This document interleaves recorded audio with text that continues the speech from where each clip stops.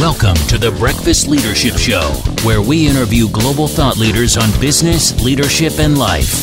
Here's your host, keynote speaker, best-selling author, and chief burnout officer of the Breakfast Leadership Network, Michael Levitt.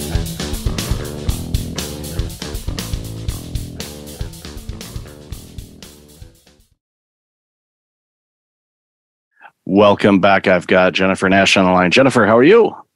I'm great, Michael. Thank you so much for having me today. Oh, I'm really happy to have you on the show and really looking forward to talking about your new book and all this amazing work you do. So for those that aren't aware of what you do, why don't you share a little bit about yourself and then we'll dive into the conversation. Sure. So I am a leadership advisor based in Austin, Texas, and I serve clients around the world, helping them empower people to power their organizations. It's amazing work. And I was in Austin last summer during the 8 billion days of 100-degree plus temperatures. And I knew that going in, and I was doing a keynote talk, and I'm like, I always wear a suit. You know, it's just one of the things that I do when I give talks. And I'm thinking, okay, I'm going to wear a suit in Austin, Texas. Thankfully, the air conditioning in the convention center was working. Yes. So they didn't see, sweat dripping from my bald head, but it was still warm. But I was really happy to get out of that suit as soon as I could, because it's like, yikes, it's toasty, but it was still a fun time. Austin's a great city. And obviously you've seen amazing growth there over the last few years. Everybody that, left California went there, but not just California, there's other places too, but that's the running joke with people that I know that are in Austin. It's like, yeah, seeing a lot of California plates. It's like, I understand the reasons. I get it. It's, to each their own. I get it. But no, it's a great city and lots of opportunities and growth and everything like that. And the food's not bad either. So it's all good. But the leadership stuff, it's, and especially when you're, helping people around the world, a lot of people think, okay, the challenges in different parts of the world would be different, but you're dealing with humans, and humans are humans. It doesn't matter what language they speak. There's the nuances and the challenges and connection issues that we have with each other. And it's amazing work to be able to get people to, quite frankly, to paraphrase in your book, to, be human. From a leadership standpoint and even from an employee standpoint. So let's dive into the book. So why don't you share a bit about the book? Yeah. So the title of the book is Be Human, Lead Human: How to Connect People and Performance. And the book has an amazing foreword by Alan Mulally, the former CEO of Ford Motor Company. And it has quite a few endorsements from Marshall Goldsmith and Dory Clark and Richard Boyatzis and a few others that I was so fortunate to have, supporting this book from the very beginning. Yeah, it's so, you mentioned, well, let's see, I've had Dory on my show. And I had a nice conversation with Alan at an event in Toronto in 2018. And he was leading Ford Motor Company when I was in Detroit. So we talked quite a bit about that time frame, and love Alan's leadership style, especially on the thing that, really resonated with me. Obviously I'd been following him for a long time. I knew quite a bit about him, of course, being in Motown at the time and what he was able to do with Ford Motor Company in a very challenging time was basically giving everybody the permission to tell it like it is. Tell me the truth. Are we losing money in this division or not? And before, the story that he shared, everybody was coming with reports and everything looked great. And he's like, I don't think this is our company, but okay. And then finally someone, had, decided to be brave and said, no, this is what happened. And, we're in the red by this. And, he celebrated it. It's like, thank you. And then of course, everybody came next week and the truth came out. It's like, okay, now we know where we stand. Okay. This is where we can start doing the work. Yes. And that's so many people. And I even had a conversation earlier today with an organization that's having some, well, we'll call it trust issues in the C-suite. And it's challenging. Sometimes people aren't as approachable as you would like them to be, and it creates a dynamic where you're afraid to say, yeah, that deployment's not going to happen this week, and next week's not looking good either, and we got the 4th coming up, so everybody's mindset's going to be around that. So we're looking mid-July before this thing's going to be any good. So and all of a sudden you're like, we're approaching a month behind on this. All of a sudden, that's when the leader's going, okay, we got to go about this a little bit differently, but if they don't know, then all of a sudden it's long weekend's coming up. All right, we'll drop that email at 4:58 p.m. and or the infamous schedule send. So we're gonna send that at 4:58, and I'm gonna go into the car and peel out of here before that email sends. Not that anybody's ever done that before. I don't know who would do something like that. I don't even know how the thought even came to my mind. I mean, I'm probably the first person. And shame on me for even putting that out there. I'm gonna have to tell my editor to take this out. No, we know the truth. But again, it's with leadership, and especially since the pandemic, and we talked about this a bit in the pre-show about how your book was supposed to come out in 2020, and then you thought, no, let's wait on this, and you're glad that you did, because we saw a lot of different leadership examples that are obviously throughout the book, of things and experiences and things that a lot of the the great leaders that you talked with experienced or witnessed with the teams that they lead, or if they're a consultant like Marshall, you're seeing some interesting dynamics of how people were behaving during the pandemic. So I'd love to hear your thoughts on that. Yeah, the pandemic was so interesting in so many different ways. I think there were obviously so many, heartbreaking stories, of people losing their lives during the pandemic. On the other hand, I think there were some things that came out of the pandemic that were actually good.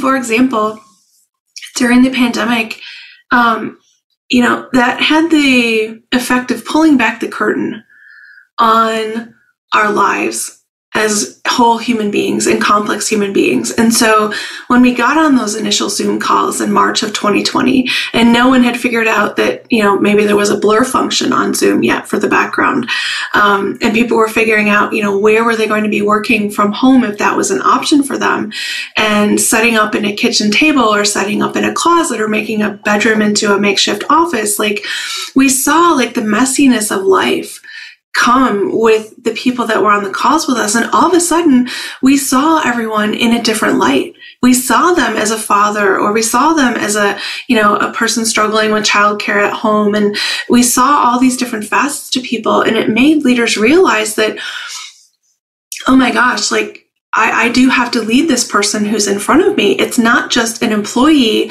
whose sole value and sole purpose is to provide output for my organization. Here's all these other factors that are going on with them. And leaders had to figure out how are they going to dig deep into that toolbox and find tools that helped them lead in this moment where maybe they haven't had to lead that way before.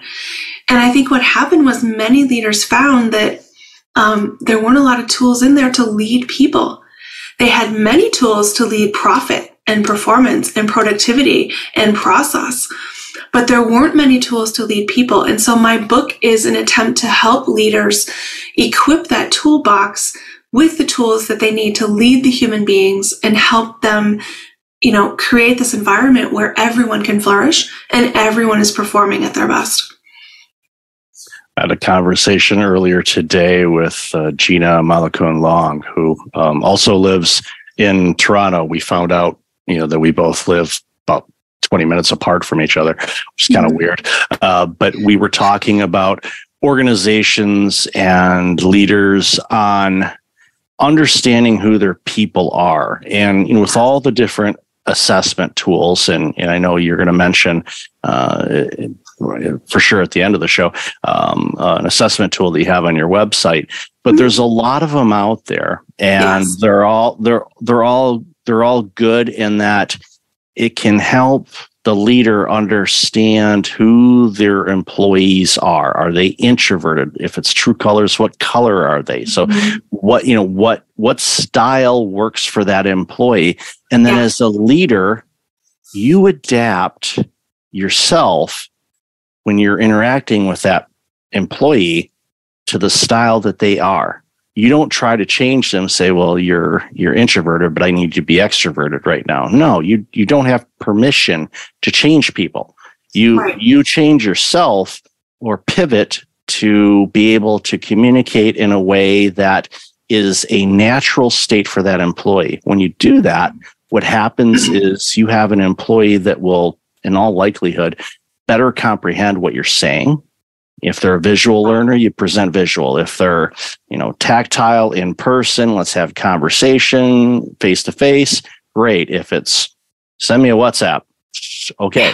Whatever makes sense, because when you do that, it's not a stretch for that employee to, have to comprehend what you're telling them to do. And as a leader, you're leading, you're not doing. And I see so many leaders still bring out the doer bag of tools. Yes. And it's like and it's a lot of organizations, unfortunately, don't give leadership training. So in many cases, or significant training.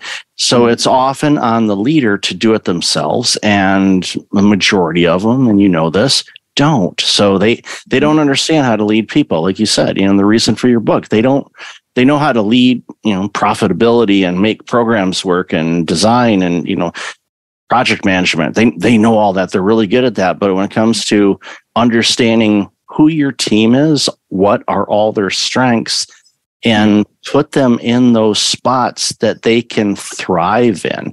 When you do that, then you have a championship team. The teams that win sporting events and win championships, the coaches and the management knows all of their strengths, and they put them in those places where they can thrive and shine in the role and the contribution they do. That's why you see teams that win championships over and over again. It's kind of a system, but they know the people. They know, okay, this is our go-to person.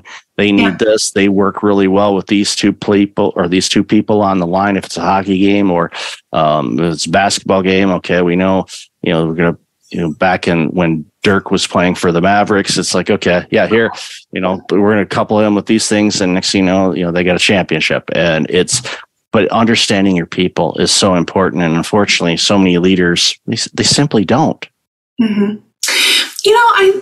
I'm so glad you brought that up, because I don't think leaders go to work and say, I don't want to understand my people. I don't want to,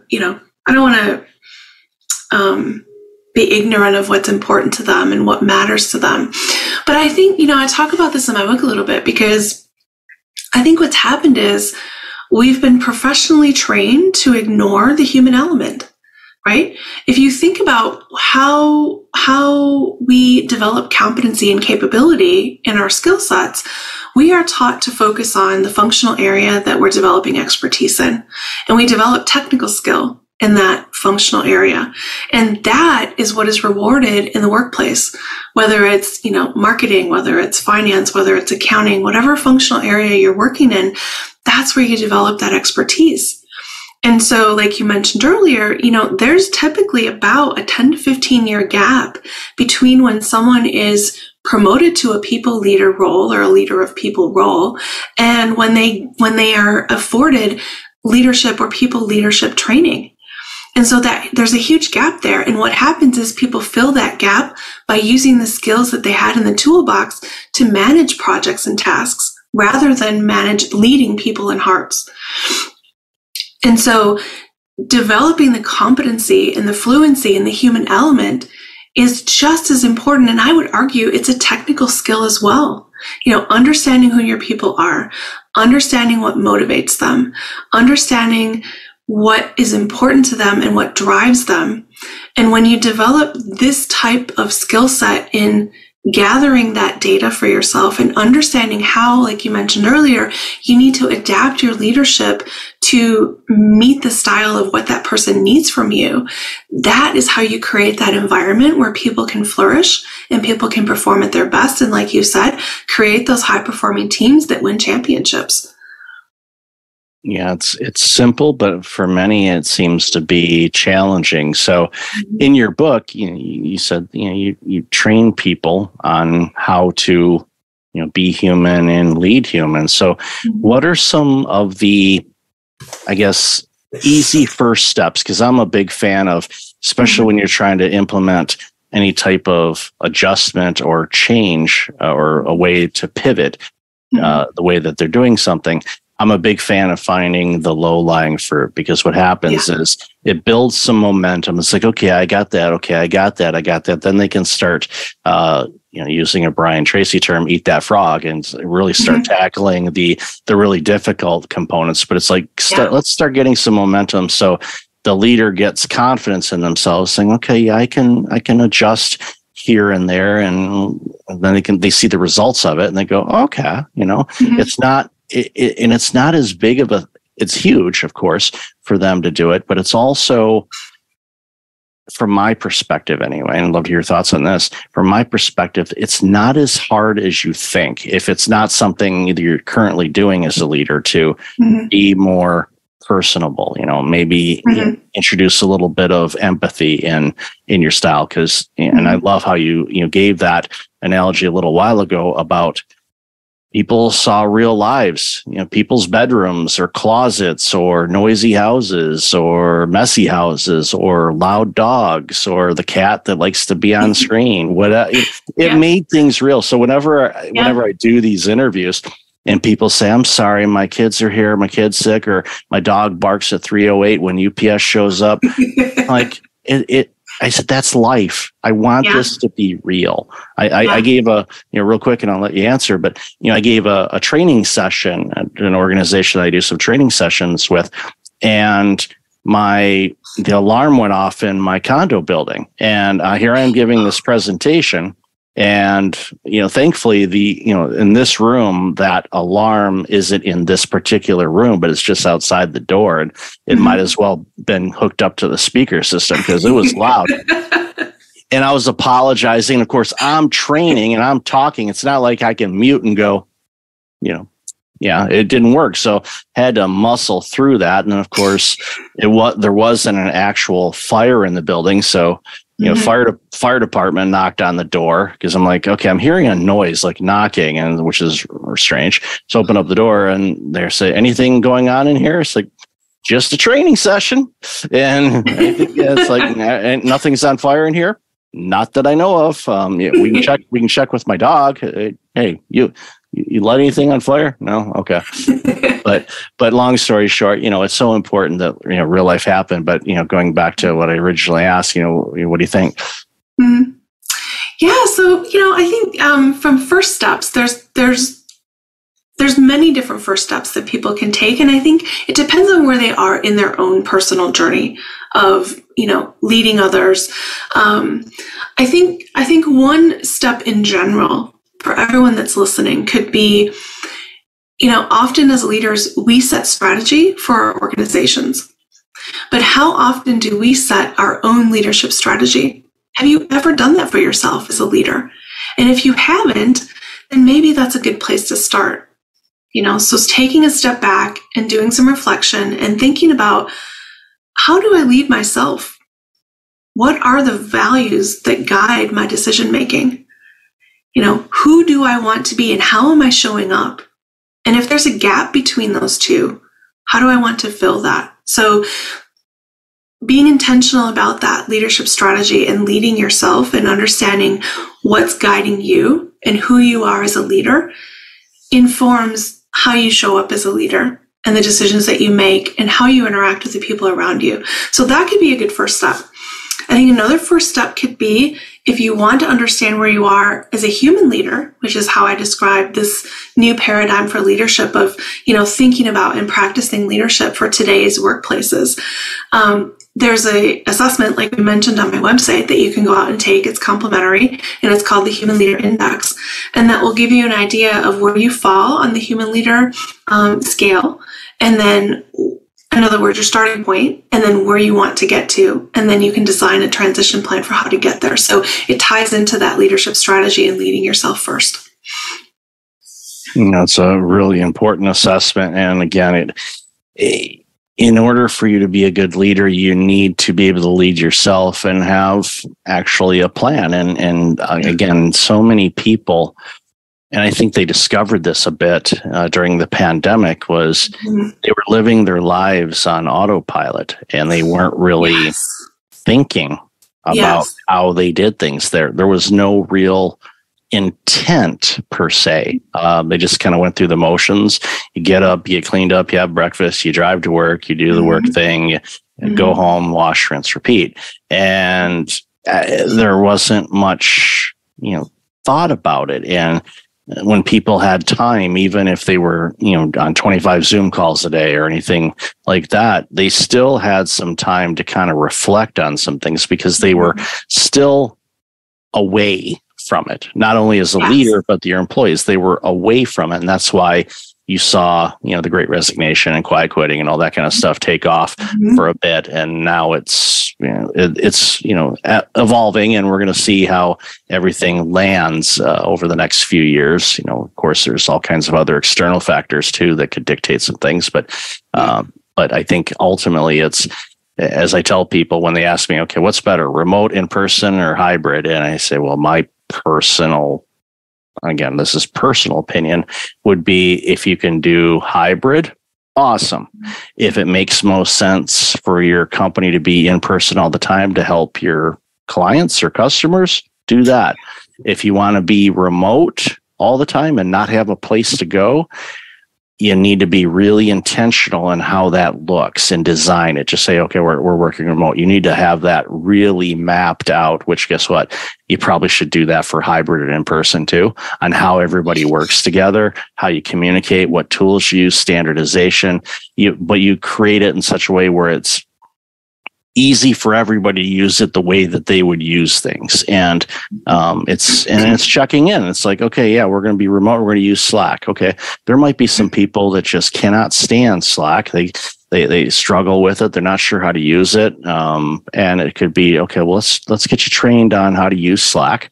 And all of a sudden it breaks through that barrier for them. And then they go, okay, then they become a Slack pro, and then they're always on it. And you're like, oh no, turning off notifications on phone. This is silly. Yeah. It's like, I don't need 600 messages. It's like, again, you got to standardize on, what do you put there? Where do you send it? It's just another place to send messages. It's like, can we pick like one place?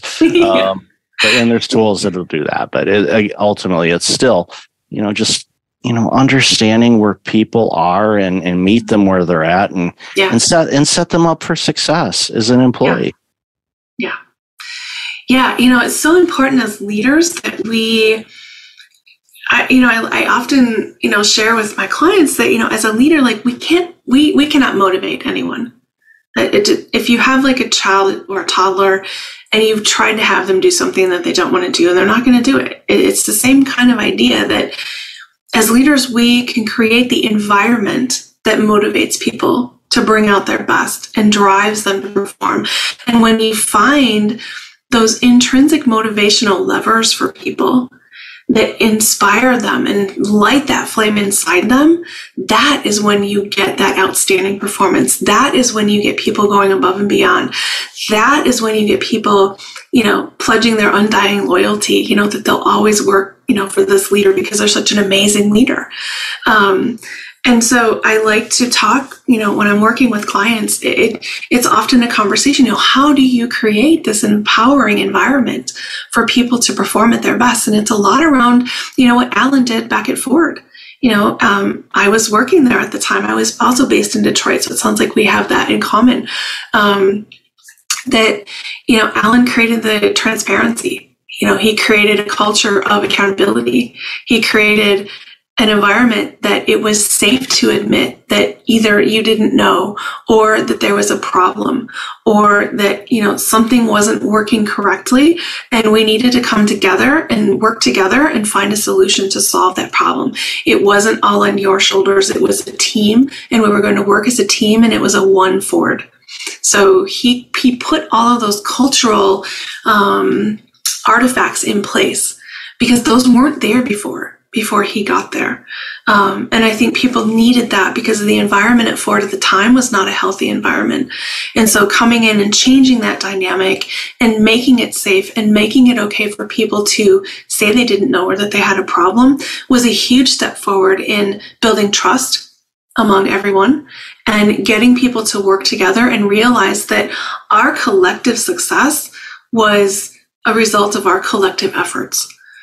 Yeah, the work that Alan did there was amazing. And you know this, obviously, for the auto sector, and a lot of other sectors do this too, but it was pretty bold of Ford Motor Company to bring in somebody that, wasn't from the auto industry, because a lot of times it's, they promote within, generous motors. That's my nickname for them, because 3 generations of my family worked there. So that was the nickname for them. But for GM, for years, it was always, and still, with Mary leading it, but she's, from my assessment, doing a pretty decent job, and has had to navigate some really challenging times for that organization, and changing a lot of things that were in there since the early days. And it's hard to change the what a ship looks like when it's out to sea, but it can be done.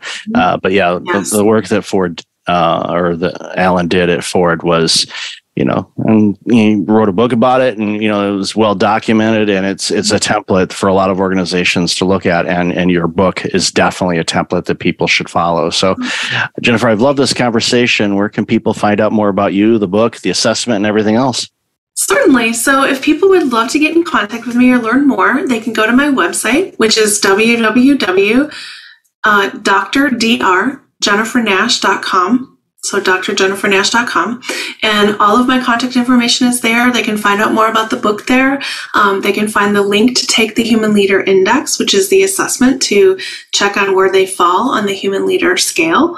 And then they can buy the book at wherever they prefer to buy their books. It's also available on Amazon. Awesome. And I'll definitely have that in the show notes. So Jennifer, thank you again for your time. Really loved our conversation. Thank you. I did too, Michael. Thank you so much. I appreciate the opportunity. Thanks for listening to the Breakfast Leadership Show, part of the Breakfast Leadership Network. Visit breakfastleadership.com for tips on empowering your business and your life.